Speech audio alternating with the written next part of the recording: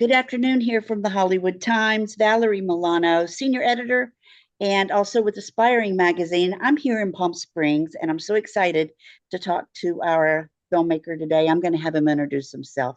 Thank you so much for being with us. Yeah, thank you. My name is Eli Staab. I'm a filmmaker from Los Angeles, and I have a film called Foursquare, which is a coming-of-age sports comedy about fifth graders playing a very intense game of Foursquare. It screens at Palm Springs Short Fest this Saturday, the 27th at 11:30 at the Festival Theaters, and then the following day at the Chinese Theater in LA for Dances with Films at 1:45. So I'm very, very excited and looking forward to both. Beautiful. Thanks again, Eli. So, what first inspired the idea of Foursquare, and what was the moment when you knew this story needed to become a film? It's a good question. I basically pulled every single detail that ended up in this film from personal experience. I had a childhood, elementary school experience where the entire hierarchy of who you were in elementary school and how big of a deal you were came directly from how good at the game of Foursquare you were. Like the game of Foursquare on our playground was such a big deal. And when I started talking to people about this and I was starting to percolate, like, I kind of want to make a movie about this experience. Everyone I told it to who had played Foursquare growing up was like, oh my gosh, yes, like Foursquare was such a big deal and the stakes were so high. And it felt like such an intense experience to play Foursquare. Like it like would make or break friendships and um entirely determined your hierarchy on the fifth grade playground. And so that inspired me to make the movie. And there are characters in it that are, very directly based off of real people that have seen and loved the movie. And it's kind of just a love letter to the playground and growing up. I think the moment I realized uh, that it for sure was going to be a short and something I wanted to make was once I had this.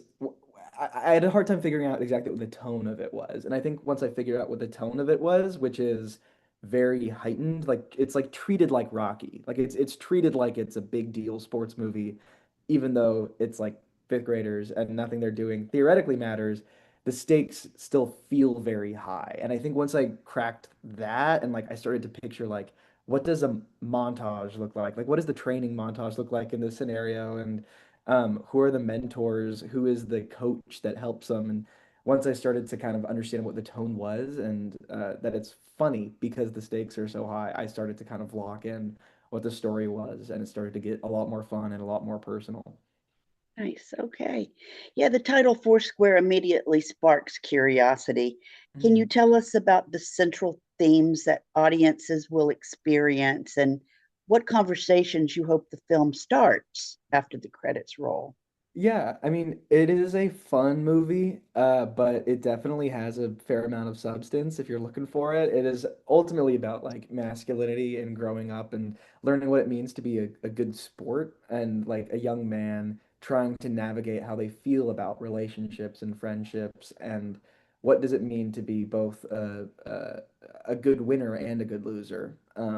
So there's a character in it named Mr. Mike, played by the inimitable Damon Gupton. He is so good. And he is directly based off of a janitor I had in elementary school who basically taught us how to play Foursquare, but also instilled valuable life lessons about like, it's not worth losing your friends over a game. And games are how we learn growing. Like there's something very valuable about sports on the playground because it's where we learn how to deal with conflict.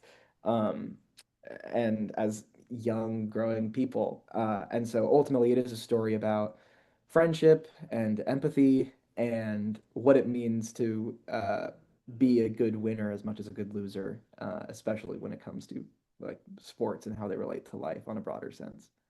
Love it. Speaking of casting, what was the casting process like, and what qualities were you looking for in the actors who ultimately joined the project? Yeah, for the main kid, Levi, who is very much, my name is Eli. It's not that it's easy to draw the comparisons about it's about my life. Um, I I wanted someone who was sweet and earnest, but not particularly comfortable in their own skin. And so I had a very conscious decision going in of like I wanted my two lead actors, both of which are like 11 and 12, um, to I kind of wanted them to have to come from different acting styles. Like Ezra, our lead actor, was a little bit newer and fresher to acting, and so he's a brilliant actor, uh, but also a kid who like hasn't gone through acting enough to start to develop idiosyncrasies that you see as being actory. Like there's still sort of like a rawness about the way he approaches acting that feels incredibly organic that I thought made sense for the main character because that kid is the kid who's also starting to kind of be more comfortable in his own skin. But then his best friend Emery in the script and in the movie uh, I wanted someone who's like he's the kind of the cool kid, and I think that having a kid like Jackson, who was had a lot of experience on set, was raised as a child actor like from the get-go, like when he was since he was a baby, like he brought sort of like an actory maturity to him where he's a little bit less I don't want to say organic because he does such a good job feeling authentic and realistic as an actor, but he has a little bit more swagger, like even on set, and I liked that, and it's both who he really is, and he brought a lot of it to the character. And then the other two kind of main characters, there's a character named Natalie who she unfortunately doesn't really have any like speaking lines, which I feel very guilty about because she's an 11-year-old college graduate, and we were honestly just very impressed by that. She like has a black belt in Taekwondo, is like incredibly articulate, so sharp and cool and smart. And every time I watch the movie, I'm like, damn, we really should have given her more material because she would Wow. kill it. Um, so for her, it was just a no-brainer. I think we saw an interview of her on like some TV show where she was being interviewed about being essentially a child prodigy, and we are like, this is just so cool and a fun fact to have. And of course, we wanted her on set. And then Damon Gupton, the character of the janitor, is one of the he's the only actor in the project who uh was like we reached out to him essentially like the other roles we got some submissions and we filtered through and we went through all the typical audition routes, and with Damon he had a self-tape that his manager had sent, but we were like such big fans of him already, and he is an experienced actor. Like I had some conversation with him on set where I was like, "Who is the best director you think you've ever worked with?" And he's like, "Probably Sidney Lumet." And I was like, "Oh, okay." Like we're dealing with a pro here, and in sometimes like as a director, I need to yield and be like, he's a leader on set, and I'm gonna let him kind of take charge when he wants to take charge because he really knows what he's doing and he's comfortable. And it's like one of those moments where, as a director, you have to acknowledge your inexperience when it comes to certain things and let people, do what they're gonna do. And for that character, Mr. Mike, who is sort of the mentor leadership figure in the film, I think I really valued having an actor who had been around the block and had done it for a long time and was really, really comfortable in his own skin, got the character from the get-go, and also had worked with kids before and had a lot of like innate good chemistry with like knowing how to kind of be a dad on set too. So looking back, every casting decision I'm so proud of. Like I feel so grateful that we got this group together. And yeah, I honestly I wouldn't have it any other way. We did, in all transparency, reach out to some other actors for that role of Mr. Mike, the janitor, and we're not a big budget production, and there are people that we sent offers to that we got some like pretty intense no's from like some like we sent an offer to Danny Trejo's agent, and the agent was like, "Is this missing a couple zeros?" Haha. We were like, Yeah, "Oh, yikes. Yeah, I guess it is." But Damon was like, "Yeah, this is definitely below my going rate, but I really loved the project and I wanted to be a part of it." And I think he found the process also very fruitful. So we were very, very grateful to have him on board. good, Eli. Well, it doesn't sound like the casting was a challenge much, but every independent film does come with their own unique challenges. Mhm. Was there, or can you tell us about the biggest creative or production obstacle that you faced and how did you overcome it? We had somewhere in the ballpark of 35 child extras in this short. So we knew going in that was going to be, hellfire, and it was pretty brutal. We had an incredible studio teacher who was really great on set and helped manage a lot of it, but logistically and for continuity as well, wrangling that many bodies, especially kids who might not be as well trained and like knowing exactly where to go and how to behave themselves on set was a challenge because we had to both be, producers and sort of parents and like shepherd them and corral them into where they had to go. And the kind of main way we dealt with it was there's three different Foursquare matches in the game, and the majority of what these extras are doing is they're kind of like the audience for the Foursquare games.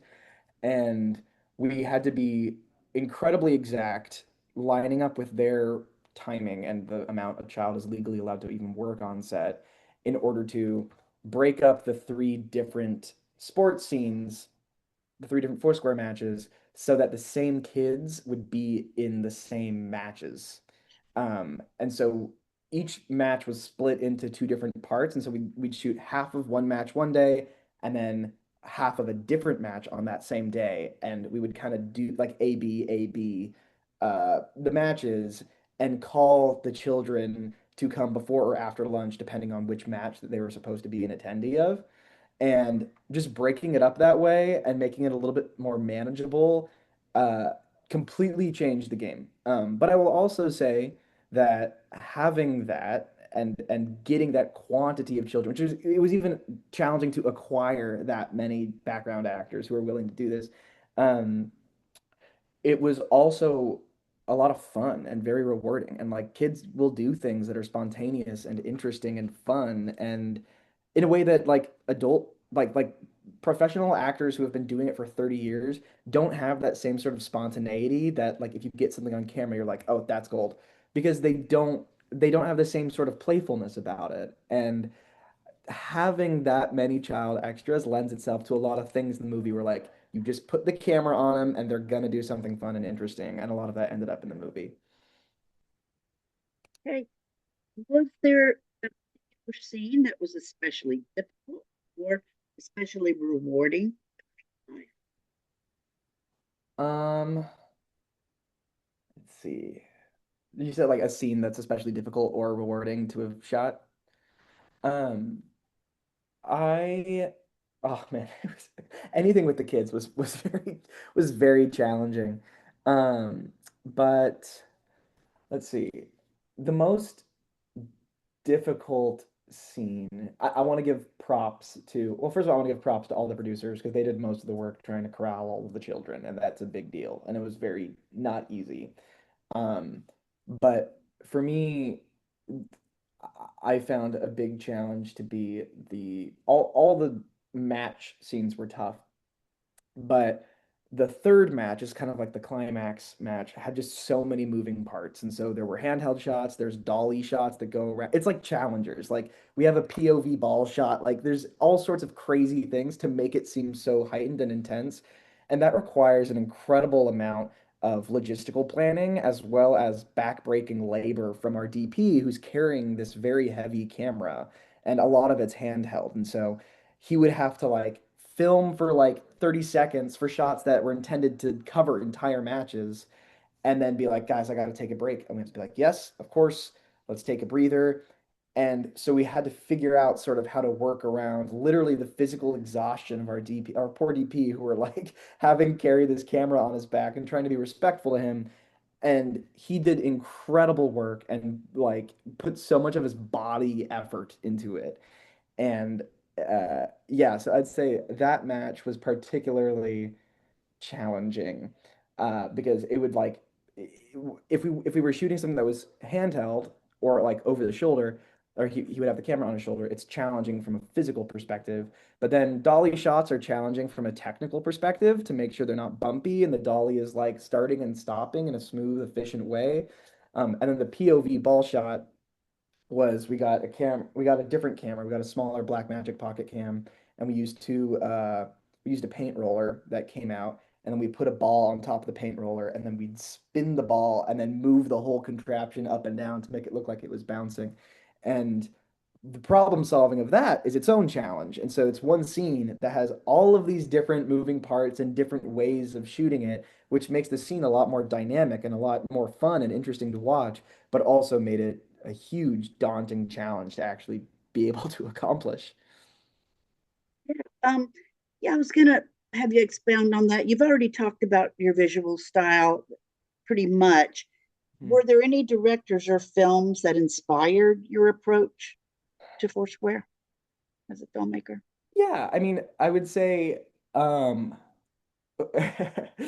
Challengers is definitely comp for like the matches themselves in trying to make them feel heightened and exciting and tense.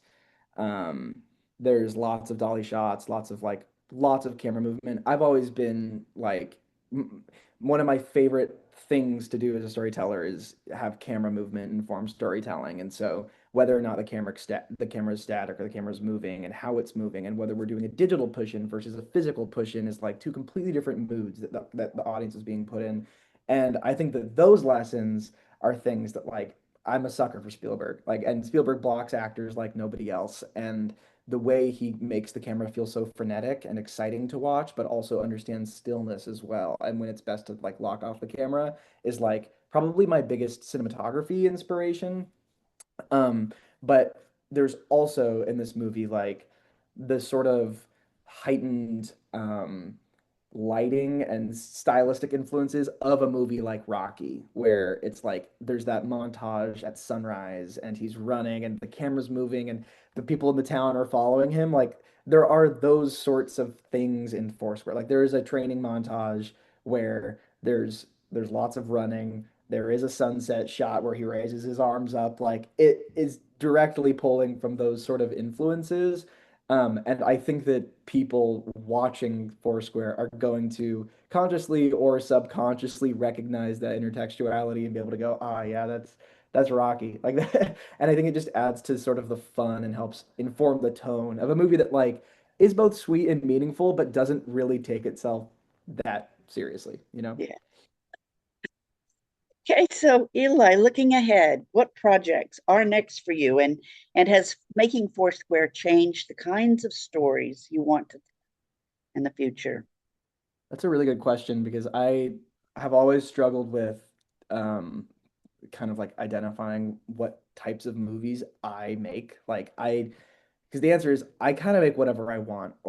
And I toggle back and forth between making something that's like really fun, family friendly, good time movie versus like a very bleak, suffocating horror experience.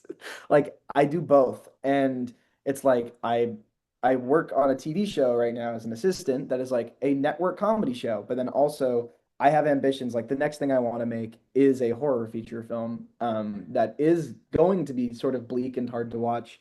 Um, but I'm realizing kind of the more I do it though, the through line is they all have kids in them. And I find them just they're such good actors and they're so interesting on camera and they always find things that are, that no adult would think of to do. And I think that that applies to whatever genre you work in. And I'm not saying that that's like my trademark, but it's sort of become a through line. And so, yeah, the next project I want to work on is a feature called Prayer Line, which is sort of influenced by a Danish film called The Guilty, of which they also made a Netflix remake with Jake Gyllenhaal, where it's a very contained, over-the-phone horror movie that takes place at like a mega church prayer call center. So it's like a woman who is giving prayer for people over the phone, alone in a call center, and it ends up being sort of a demonic horror feature that deals with like issues of the prosperity gospel and like organized religion versus like what is meaningful and good about religion. And so it's heavy, deep things. Like it's not about a Foursquare game between two kids, um, but certainly something that I find very meaningful and personal that I want to explore next. So I'm very much looking forward to making that movie. And there's definitely a lot of crew that I two short films ago I made a film called Moderator, which I am very proud of. Also, very different from Foursquare, about a social media content moderator who has to sit in a room and be exposed to tons of disturbing content all day to determine whether or not they're a violation of like Facebook's terms of service. And uh, the most of the people I met on that crew were people like that were friends of people I met at USC and in film school, and that crew has kind of stuck together. And I intend to work with a lot of those same people on the feature as well, and they're on Foursquare. So, yeah, we're putting it together. We hope to shoot it next year. We're just trying to look for some additional funding. And once we've got that figured out, we even have a location we want. And I know who I want to be the actor in it, like the lead, and I feel so confident about it. She's incredible. Um, so yeah, that's what's next. I'm very much looking Good. forward to it. Will you make sure you keep us posted on your future endeavors? We're the Hollywood Times dot today, and the Yeah, Hollywood Times official is our YouTube channel, and hopefully we can meet each other in person. So make sure you find our reporters on those red carpets at, let's see, twice now, on Saturday at the Palm Springs Short Fest, yeah, and then Sunday at Dances with Films. And keep up the great work, Eli. Thank you for your story here and this interview. yeah. Thank you so much. I really appreciate it. Okay. You have a great rest of your day. You too. All right. Bye.